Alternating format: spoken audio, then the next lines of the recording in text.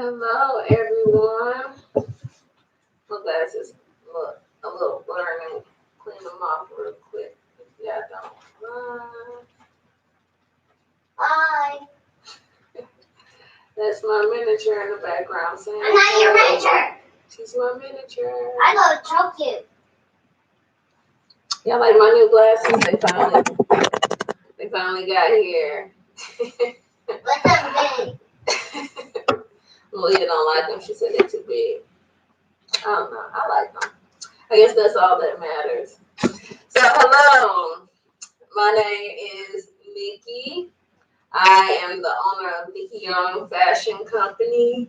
I am a life coach, a fitness instructor, women's activist, and my most important title is I'm a mother. As you heard the little voice in the background. I'm still not your manager. Oh my gosh. And today's topic is don't dilute. What the? Dilute means to water down. Oh. Mm-hmm. Okay, so I guess I'm gonna start off today with a little story. Story. All my life I have diluted who God has intended me to be because I was afraid of stepping on people's toes. You said my toe. And I was afraid, not even I was afraid, because who I was made other people uncomfortable. It kind of made me uncomfortable. Not me. Can you be quiet? Please. Please. So, yeah, so when you around a bunch of insecure people, because that's what it was. I was around insecure people, and by me being who I was meant to be, it was making them insecure about themselves and their shortcomings and their lackings and all that. So I started to dial back myself in order to make other people comfortable. I started to not dress the way that I like because it made other people uncomfortable because I was always getting attention. I stopped wearing makeup. I tried to make myself look ugly and unattractive so that it would make other people comfortable. Malia, What? didn't I use all my glitter glue? And I made the shirt, you guys. You like it? Oh, yes. The kid is Mommy, coming back. I love you when you don't have makeup. She like me when I don't wear makeup. No makeup. Okay, little demon, go back to your painting. So, don't get that glitter glue on my shirt. This is good. This one. She always trying to get me dirty, you guys. I just made this shirt, and she's trying to get it dirty already. But yeah, I spent my whole life dialing back who I was to make other people comfortable enough to be around me. But even doing that, my shine still came out and people were still uncomfortable. So you know what? Now I'm like, it doesn't even matter no more. If you feel uncomfortable, that's you. Nothing, there's nothing that I can do to make you feel comfortable. And I'm not going to no longer down myself back in order to make people feel comfortable to be around me. I've been alone all my life, so I'm used to being alone. I've been disliked all my life. Women want to call me home wreckers when I never wrecked anybody's home. It was just all in their imagination because they were just mad because they do low key wanted me, but doesn't mean I wanted them back. So it's just the hate towards me has been all in people's imagination, and because of that, I've been alone all my life, so I'm used to it. I'm used to being alone. I'm used to not being this. I'm used to not being like. So God said it's time for you to step up and step out. Stop holding yourself back to make other people feel comfortable, because they ain't gonna never feel comfortable. And here you are holding back on yourself, making yourself, less than, and putting yourself in predicaments because you're trying to make other people feel comfortable enough to be around you. And with that being said, Malia, what? Okay. Why we doing noise right now? Okay. I tell you, you be trying to do something positive, and then you gotta parent real quick. Let's get back to it. Focus.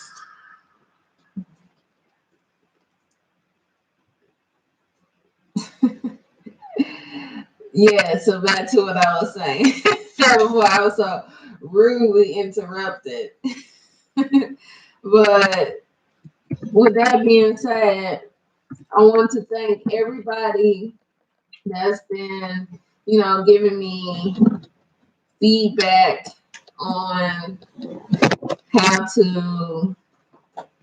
I'm sorry, y'all. This light blinding me a little bit. Okay.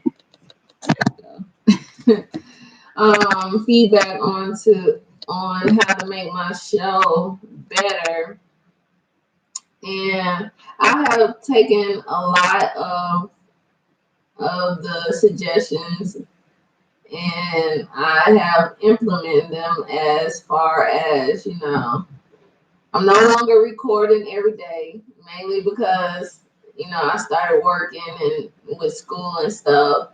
It's becoming, more tedious to try to record every day. So now I only record on Saturdays.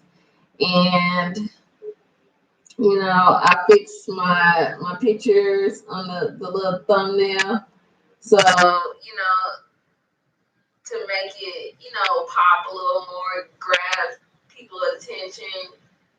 I've done that. I've even been working on my content, being more prepared,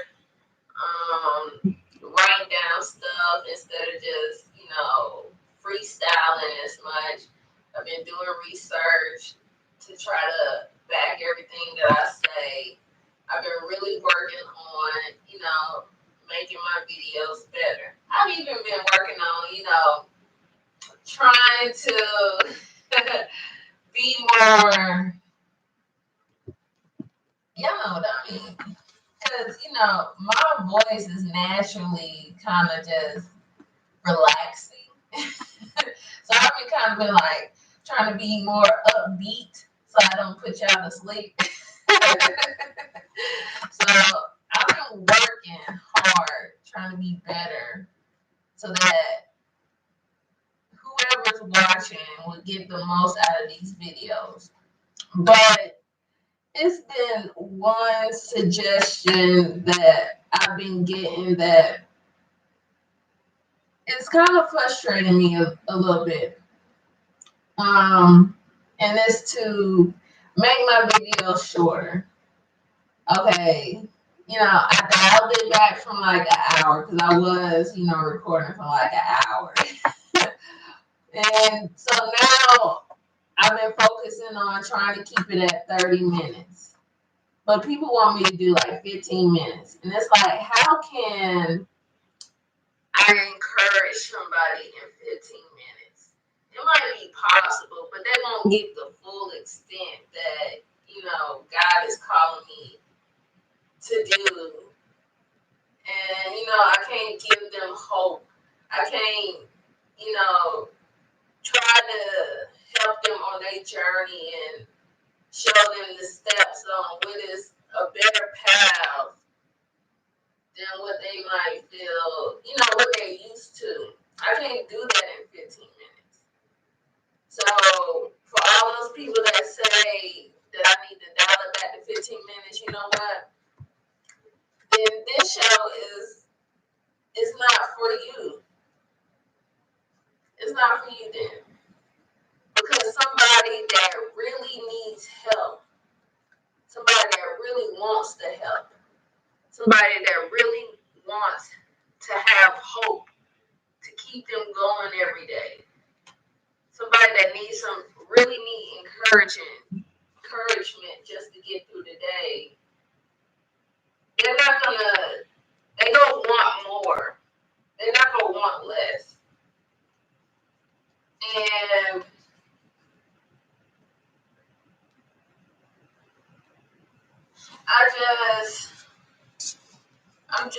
that's just one thing I'm not gonna do. I'm not gonna dilute God in order to make people comfortable. I'm not gonna do that. If you really want God, then you won't be trying to put a time limit on him. Y'all can sit up there and watch Real Housewives of Atlanta for hours, or y'all can binge watch these shows for hours, and they not doing nothing for your life at all. Really, they out here making, you know, black people look bad for real. Or it's a show that's, programming you to do wrong, and you're not realizing it because you're just thinking it's entertainment. But after you watch something so much, you start to do it without even knowing. I know somebody that read the Satanic Bible one time, and they said it was just for research, but little did they know they was practicing what was in in that Satanic Bible just from reading it. They started doing little stuff out of it. So, my goal with these videos is to help somebody grow. To, you know, give advice on the things that I've been through and how I wish I would have somebody to show me a different route so it wouldn't have been so hard, so I wouldn't have to go through so many, tests and trials. Matthew 17:20 says, "For where two and three gather in my name, there am I with them." So it don't matter if I'm, viral or not. It don't matter if just one person watch my show every day. The point is, God called me to tell the truth, to give truth and hope. And, the truth is ugly. It's bittersweet. Not too many people want it. A lot of people like living in the lie because it gives them that fairy tale of how they feel like their life should go. But it's not what God intended for them. So they live in a lie and they miserable, but they continue with it because that's all they know. And to actually have to face the truth is scary to them.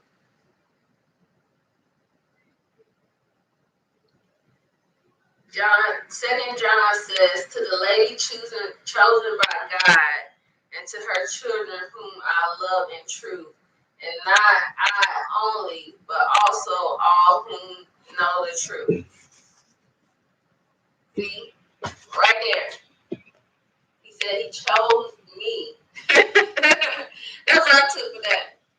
Because it was so weird that I just came across that verse in Bible study one time. We wasn't even reading that. But I just happened to come across that. Because I've always been battling with, like, why did God choose me for this? And that's because I have no problem telling somebody the truth. I used to have a problem telling people the truth. I did. I felt like I was scared of hurting people. I feel like if I told them the truth, I would hurt them. So I would just not say anything, not unless somebody really made me mad. Then all the truth about to come out. You feel me? So, I avoided telling people the truth. And I realized that was hurting people more than just telling them the truth. You might not like me for a second, a minute, a couple of months, I don't know, for telling you the truth. But I'd rather tell you the truth. And, later once you get over how mad you is about me telling you the truth, and you come back and you be like, thank you for telling me the truth. Because nobody else was going to tell me that. And now I'm better off because you told me the truth.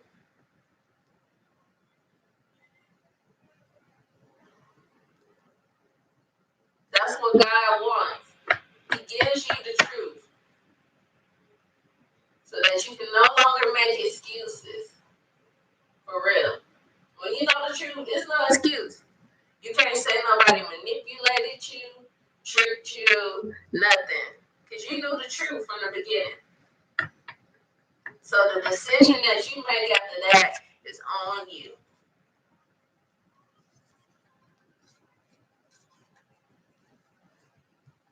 I want to help people grow. I do. I've always loved helping people. I've known that about myself since I was little. I'm telling you, I was like 9, taking care of my first niece, and giving my mom insulin shots and helping her out because she had just had a massive stroke and couldn't really walk and talk and all that stuff like that, right? I had to, every time she went somewhere, I had to go with her because I had to fill out the paperwork for her. Imagine a 9-year-old filling out paperwork for a grown person, reading contracts, signing her signature, because she couldn't do that. So I've always had a knack for helping people. But God had to show me that I was helping them wrong. I was actually hurting them and enabling them. Sometimes you gotta allow people to go through their storm. Because if they don't, they won't never learn the lesson. And they'll keep doing it over and over again. I learned that. So for all y'all that be like, why God allows me to go through bad things? It's because he wants you to learn the lesson. He wants you to know why he say not to do those things.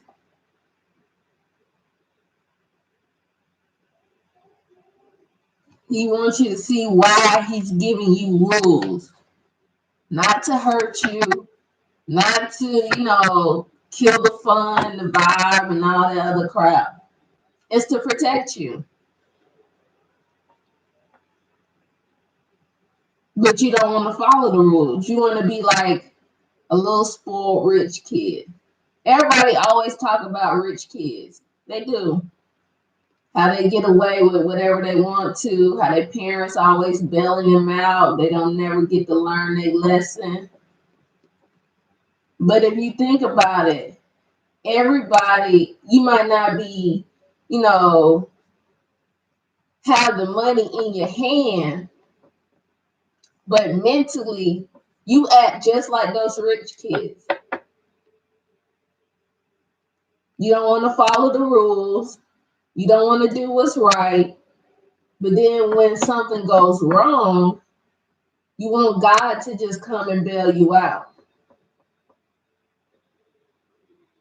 And when he don't come exactly when you call him, you want to have a fit. You want to disown him, not acknowledge him. So you don't think that's the same as how those rich kids act. They go out here, they steal, they hurt people. And you know what's their first thought? My dad or my mom got money. They're gonna get me out of this trouble. And what if their parents decide, okay, we're no longer gonna bail you out. We wasting too much money on keep bailing you out. So we're no longer gonna bail you out anymore. We just gonna let you suffer the consequences. That kid gonna go through it, but after what? They gonna hold a grudge against their parents. Go tell them they hate them when they're the one who put themselves in that predicament. Yeah, we do that. We put ourselves in the predicament, expecting God to just come to our rescue when we say it, and when He don't, then we hate Him.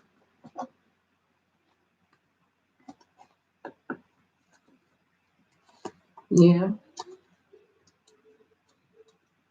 just like this coronavirus right now.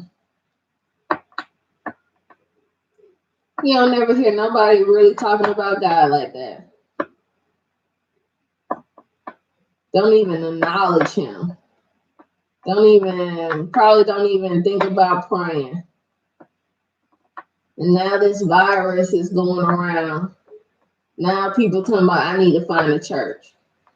Why you didn't think to find a church before this virus broke out? Why you didn't think to pray before this virus came out? God just want to be your friend. He wants you to talk to Him when things is going good too, not just when things is going bad.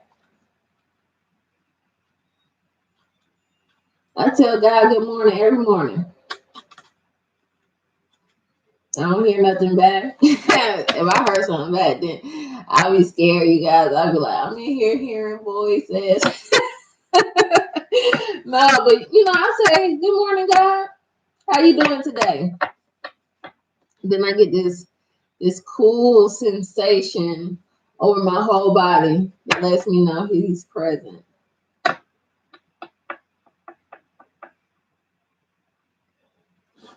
So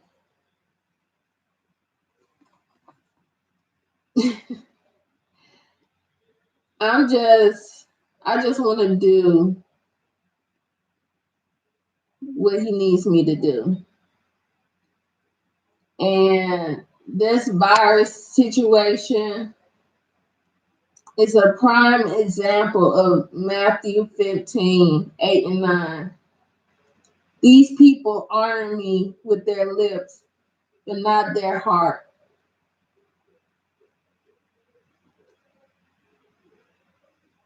My bad. But their hearts are far from me. They worship me in vain. Their teachings are merely human. Are merely human rules. Look at me leaving stuff out. I was like, that don't sound right. are merely human rules. It's not all churches, but I've seen a lot of churches diluting God's word in order to make the congregation feel comfortable, in order to keep people in the church and keep that money coming. But you're not supposed to chase the money. You chase God and do what He tell you to do. He'll bring you everything else that you need in your life. That's why He say, "Don't worry, I got you. I got your back. Just do what I tell you to do, and I got your back." But people worshiping with their eyes instead of their ears,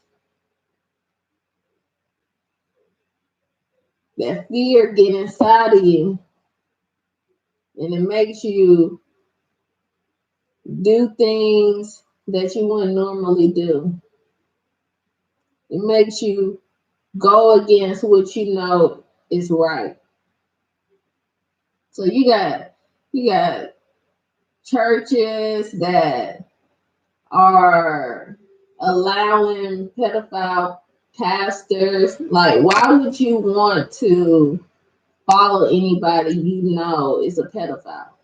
What can they teach you?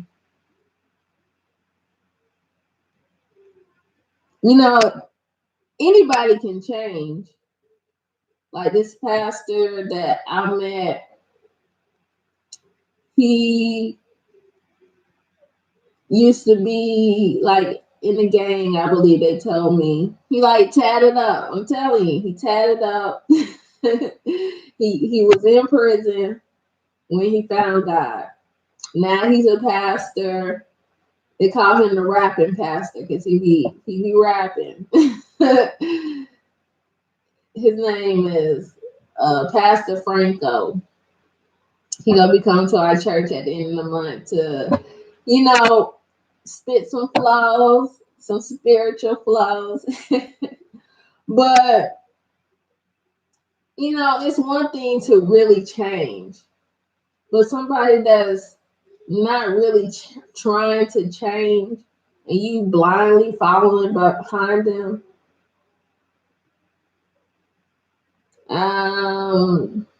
why? You got people following in the church of homosexual pastors.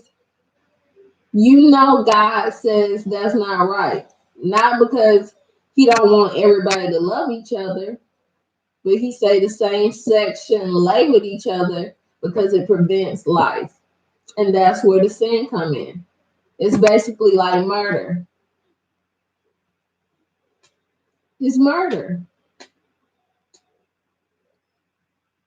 Because we can't populate if all the women decide to be with other women and all the men decide to be with other men. So we basically killing ourselves off. It's murder. And that's why it's sin. But I've never heard a pastor explain it like that. A lot of them just say it's wrong. You shouldn't do it. I believe more people would be accepting to, you know, change if more pastors would explain why. So that's what I do with Malia. When I tell her something is wrong, I explain why to her why it's wrong. So she can have a better understanding than me just saying it's wrong. Don't do it. And then I try my best to be an example. And that's what a leader's supposed to do. They're supposed to be an example for everybody that's following behind them. So yeah, it might be a little tougher.